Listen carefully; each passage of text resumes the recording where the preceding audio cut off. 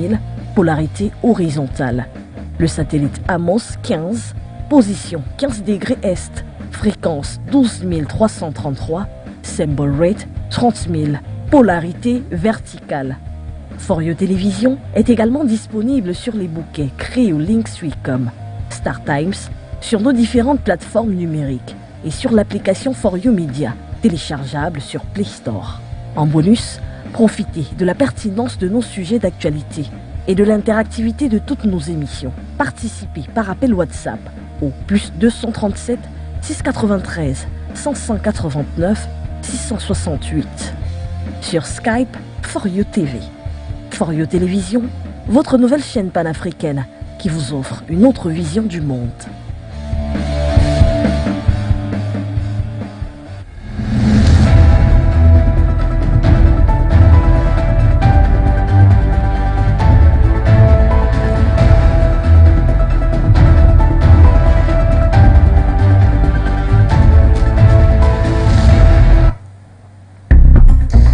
Mesdames, Messieurs, vous êtes sur For You Télévision. Au sommaire de ce journal, Mali Sécurité, l'armée de l'air se dote de nouveaux équipements de combat. C'était au cours d'une cérémonie présidée par le colonel Assimi Goïta, président de la transition au Mali le 9 août dernier. Avions de chasse, hélicoptères de manœuvre et d'attaque, pour ne citer que cela. Dans ce journal, nous reviendrons sur cette cérémonie, mais également sur l'importance d'un tel don à un moment où le pays fait face à des attaques terroristes répétées. Et puis toujours dans l'actualité de ce journal, Burkina Faso, insécurité, énième lourd bilan après des attaques djihadistes. Il s'agit de 15 soldats tués dans le centre nord du pays après des attaques imputées aux djihadistes sur le territoire burkinabé. C'est un communiqué de l'armée qui annonce les dégâts et nous y reviendrons dans un instant. Mesdames, Messieurs, bienvenue à cette troisième édition du Grand Journal sur For You Télévision. Vous faites bien de nous regarder. D'ailleurs, cette édition démarre avec l'actualité du côté du Kenya et on parle notamment de l'élection présidentielle dont les résultats préliminaires ont été diffusés sur la télévision kenyane et suggèrent une course serrée pour la présidence entre le vice-président William Ruto et Raila Odinga, le leader vétéran de l'opposition désormais soutenu par le parti au pouvoir. Les deux hommes ont promis de maintenir le calme après le scrutin de mardi, mais le souvenir des violences électorales passées reste frais pour de nombreux Kenyans qui ont d'ailleurs exhorté les partis politiques à accepter les résultats quels qu'ils soient. La pression s'accentue sur la commission électorale et des frontières indépendantes qui doit déclarer les résultats avant le 16 août prochain. Les fonctionnaires ont travaillé toute la nuit pour compter les votes et dissiper les craintes de fraude sur le regard des observateurs. Rappelons ici que si ni Ruto ni Odinga ne remportent plus de 50% des voix, le Kenya organisera un second tour pour la première fois de son histoire. La sécurité a été renforcée dans tout le pays afin d'éviter que ne se reproduisent des violences post-électorales qui ont frappé le pays par le passé. On parle à présent de l'actualité du côté du Tchad, de son retour à Dora. Le PCMT, le général Mahamat Idriss Déby Itno, rencontre les forces de défense et de sécurité. Une rencontre qui suit le processus du dialogue national inclusif prochain. Au cours des échanges, enjeux du prochain dialogue fixé au 20 août 2022, ainsi que la participation des forces de défense et de sécurité à ce rendez-vous majeur. On revient sur cette actualité avec vous, Kwetu. Tenue du dialogue national inclusif, la mission est loin d'être terminée pour le chef de l'État. Pas avant le 20 août prochain. En illustration, à peine le sol de N'Djamena foulé, le général de corps d'armée a rencontré les forces de défense et de sécurité. Il faut davantage réexpliquer, instruire, forger une opinion commune.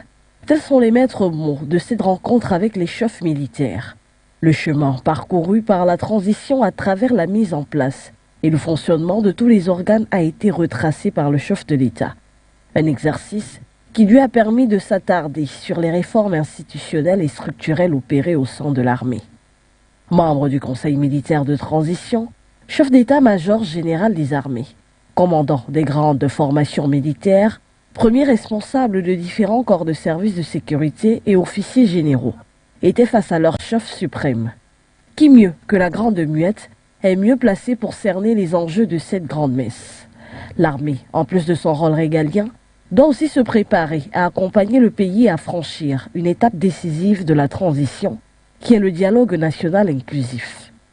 Exhorté par son chef suprême à tout mettre en œuvre pour une intégration réussie des combattants des nouveaux signataires de l'accord de Doha, l'armée est prévenue que le chantier est encore vaste. En plus de garantir la quiétude, la sécurité et défendre l'intégrité territoriale du pays, les forces de défense et de sécurité, à écouter le chef de l'État, doivent surtout signer une participation respectable et disciplinée au dialogue en apportant une contribution intellectuelle au débat. À elle revient la charge d'éclairer la lanterne des participants sur les questions purement militaires, recommande le président de la République. Escale au Burkina Faso à présent, où 15 soldats sont tombés au front dans le centre-nord du pays après une double attaque djihadiste à l'engin explosif. L'annonce a été faite par l'armée burkinabé. C'était le 9 août 2022. Emma Mouto, dans ce reportage, revient sur cet événement macabre. Une attaque de plus au Burkina Faso. Mardi 9 août 2022, 15 soldats ont été tués dans une double attaque à l'engin explosif improvisé dans le centre du pays lors d'une mission d'escorte.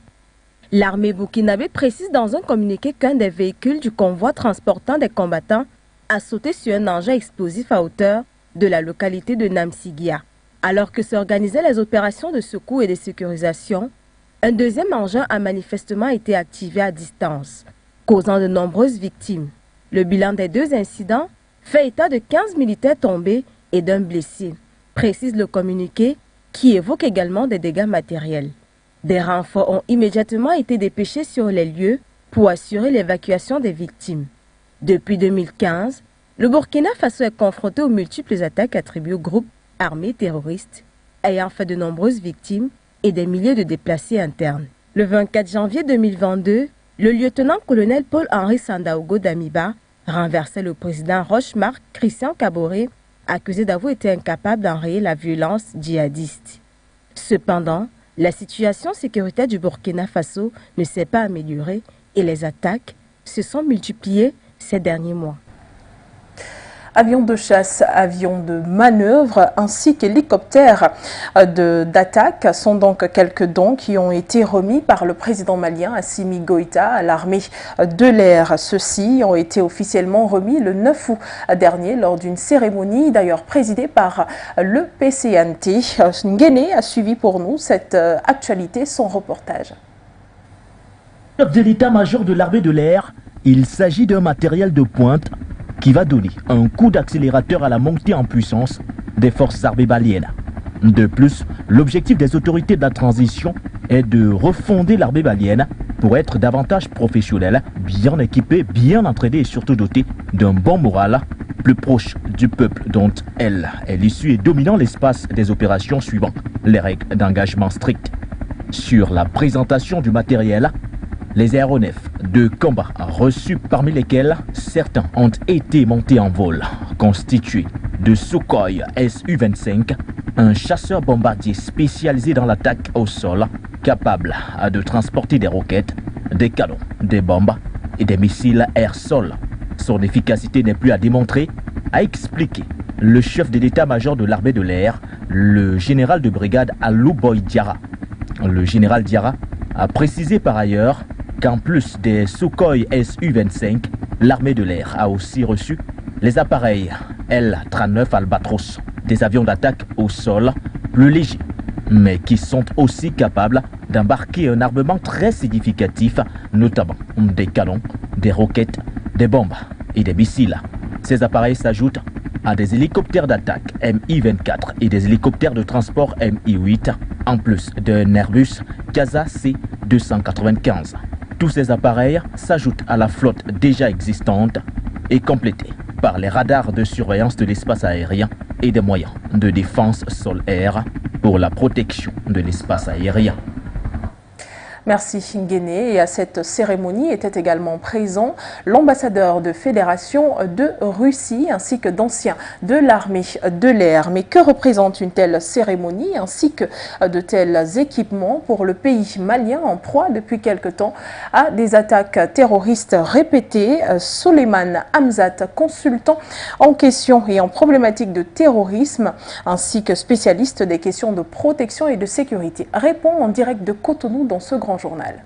C'était plutôt une cérémonie d'engagement qui vise à faire de l'armée de l'air du Mali une armée déterminée, combative, décisive et pouvant répondre sur tout théâtre d'opération. Il a été entre autres livré des L-39 Albatros qui sont des avions de combat redoutables, des Sukhoi Su-25, n'est-ce pas, qui sont des avions d'attaque très puissants. Il y a des super Turcano qui sont toujours considérés dans le cadre des avions de combat. Et d'autre part, il y a des hélicoptères d'attaque comme les Mi-24P, des Mi-24, les Mi-8. Et ce qui est à saluer à ce niveau, un avion de transport de troupes Casa 295, qui est un avion de troupes qui peut transporter énormément de personnel et de matériel, et pour chuter des radars, c'est-à-dire des moyens de défense aérienne et des moyens de défense aérienne, n'est-ce pas, et d'autre part des moyens qui puissent permettre, n'est-ce pas, de capter les positions de l'ennemi, à savoir des radars. Vous voyez, ce qui a été disposé sur le sol, sur le tarmac de l'aéroport, n'est qu'une infime partie du matériel qui a été envoyé. Ne parlons pas des armes légères, à savoir les fusils d'assaut et autres qui sont aussi arrivés et pour lesquels il n'a pas été nécessaire d'étaler cette cargaison. Le Mali, comme vous le constatez, est en train de renaître de ses cendres. Aujourd'hui, dans la sous-région, passe pour être la première puissance militaire d'après un certain nombre de sondages. Et c'est à croire que cette grande civilisation déterminée à mettre un terme au terrorisme par ses propres moyens. Cela est à saluer, c'est une initiative à encourager et d'ailleurs à copier pour nous autres qui sommes d'autres États comme le Bénin, le Togo, le Burkina Faso frappés durement par les affres du terrorisme. Merci Souleymane Hamzat. Parlons à présent de l'actualité camerounaise dans ce grand journal sur For You Télévision. Décret présidentiel portant modalité d'exercice de la police municipale, celui qui date du 9 août 2022, signé par le président camerounais Paul Biya, comporte maintes recommandations pour assurer un fonctionnement adéquat de ce service désormais encadré, cohabité, avec plus de détails dans cet élément. Au Cameroun, le service de la police municipale est désormais légal et encadré. Ceci, consécutivement au décret du président de la République, son Excellence Paul Biya, signé le 9 août 2022. Une décision qui situe les dispositions générales en passant par les moyens et ressources humaines. Le chef de l'État, dans son article 1er du dit décret, stipule que la police municipale a pour objectif d'assurer le bon ordre ainsi que la tranquillité, la sécurité publique sur le territoire de la commune ou des communautés urbaines. Tout ceci placé sous l'autorité du maire. Ajouté à cela, plusieurs autres tâches sont ainsi relevées, à savoir la régulation des stationnements des véhicules sur la voie publique, la fluidification des circulations sur la voie publique et intercession sous l'encadrement des forces de maintien de l'ordre. La liste est loin d'être exhaustive. Il faut dire que ce décret intervient dans un contexte où de nombreux problèmes vécus sur le terrain entre la police municipale et les chauffeurs de moto-taxi, les conducteurs de taxi et même les forces de maintien de l'ordre ont pignon sur rue depuis quelque temps. Une situation qui avait poussé le ministre de la décentralisation Georges Elanga Obam en 2021 de tirer une sonnette d'alarme à tous les préfets des régions de régulariser la situation des polices municipaux. Ainsi interpellés, ces agents municipaux devront alors exercer leur mission dans le strict respect des droits et libertés des populations. Et du Cameroun à la République démocratique du Congo, à présent, où injures publiques, imputations dommageables et offenses au chef de l'État sont quelques poursuites engagées contre l'opposant Jean-Marc Kaboun. Celles-ci lui ont valu de passer sa première nuit en prison. Eh bien, Bala revient sur cette actualité dans ce reportage. Regardez. En République démocratique du Congo, l'ex-premier vice-président de l'Assemblée nationale, Jean-Marc Kaboun, poursuivi pour injure publique, outrage au chef de l'État et propagation de faux bruits, a passé sa première nuit en prison le mardi 9 août 2022. Après avoir été auditionné pour la deuxième fois par le parquet général de la Cour de cassation, Jean-Marc Kaboun a été placé sous mandat de dépôt provisoire et conduit à la prison centrale de Makala à Kinshasa. En effet, l'ancien président intérimaire du parti au pouvoir Kaboun, devenu opposant du régime en place, était monté au chrono contre le président Félix Tshisekedi, son ancien allié, le lundi 18 juillet 2022, lors d'une conférence de presse annonçant le lancement de son parti, l'Alliance pour le changement, en qualifiant le chef de l'État d'incompétent, de jouisseur et de danger au sommet de l'État. Suite à ces propos, justement, le bureau de l'Assemblée nationale s'est prononcé le 21 juillet 2022 suite à ces propos qu'il qualifiait d'indignes et d'outrage au chef de l'État. Ceci en annonçant bien sûr l'ouverture d'un dossier disciplinaire à la charge de Kaboun avant donc d'autoriser le 25 juillet 2022 au procureur général près de la Cour de cassation de poursuivre le député. En défense, les avocats du concerné ont dénoncé la procédure judiciaire, rappelant le règlement intérieur de l'Assemblée nationale qui scrupule qu'à la place de la détention, un député national est mis en résidence surveillée. Pour rappel, le 31 mars dernier, il avait été contraint à la démission après une polémique à la suite d'un incident ayant opposé sa garde rapprochée à un élément de la garde républicaine. Il a par la suite été exclu de l'UDPS. Merci Bala. Restons en République démocratique du Congo, mais cette fois-ci avec notre reporter Kwetu qui nous fait comprendre que le chef de la diplomatie américaine, Anthony Blinken, est arrivé à Kinshasa, dans le pays congolais, le 9 août dernier. Il a été reçu en audience par le président Félix Tshisekedi. Au menu des échanges, eh bien, l'insécurité dans l'est du pays, les problèmes liés à l'environnement, le droit de l'homme également ont été abordé par ces deux personnalités. On fait le point de cette rencontre avec vous. Le secrétaire d'État américain Anthony Blinken s'est rendu le mardi 9 août à Kinshasa en République démocratique du Congo pour la deuxième étape de sa tournée africaine. Après un entretien avec le président congolais Félix Tshisekedi, une conférence de presse s'en est suivie pour les comptes rendus. Un peu plus de 30 minutes d'échange face à la presse. Anthony Blinken et son homologue congolais Christophe Litondola, ministre des Affaires étrangères, par ailleurs vice-premier ministre du Congo. Durant sa prise de parole, Christophe Litondola a salué l'intérêt des États-Unis pour son pays, tout en rappelant la vieille amitié qui les lie. Une amitié, selon lui, qui résiste à l'érosion du temps. C'est avec en toile de fond des discussions le contexte international actuel marqué par la guerre en Ukraine et la situation à l'est de la République démocratique du Congo, en proie à des tensions avec le Rwanda voisin, que le ministre des Affaires étrangères du Congo a égrené les grands axes de sa discussion avec son homologue américain. Que nous avons échangé sur des questions d'intérêt commun, plus particulièrement dans les domaines ci-après.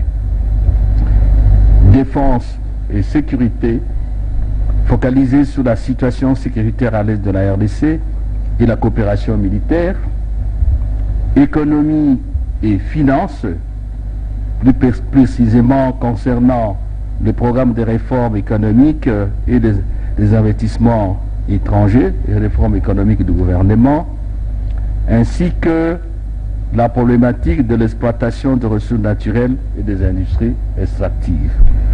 Nous avons échangé également sur l'environnement, les mines et la démocratie. Côté américain, la prise de parole d'Anthony Blinken s'est faite en français, saluant dans ses propos liminaires l'entretien à lui accordé par le président Tshisekedi. Ministre, cher Christophe, je me réjouis de vous retrouver et de me trouver au Kinshasa.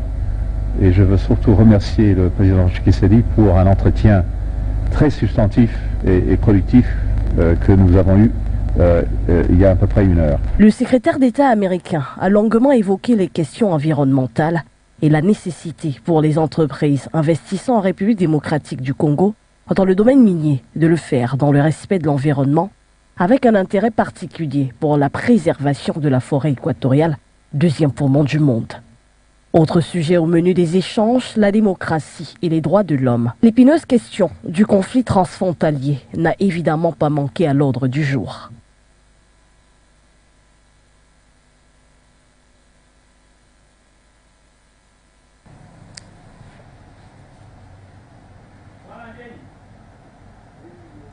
On parle de sport à présent dans ce grand journal. L'annonce du lancement de la Super Ligue africaine a été faite ce 10 août 2022 par Patrice Motsepe en Tanzanie. C'était à l'occasion de l'ouverture de l'Assemblée générale de l'instance fêtière de football africaine, CAF en abrégé. Celle-ci débutera en 2023 pour mettre en évidence les 24 meilleurs clubs d'Afrique. Nguéné a suivi pour nous cette actualité, il revient là-dessus.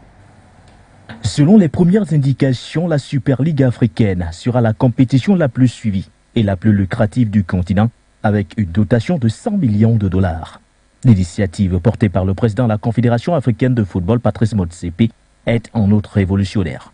Pour sa première édition, cette compétition réunira les 24 meilleurs clubs du continent avec une coquette somme de 2,5 millions de dollars chacun en guise de prime de préparation.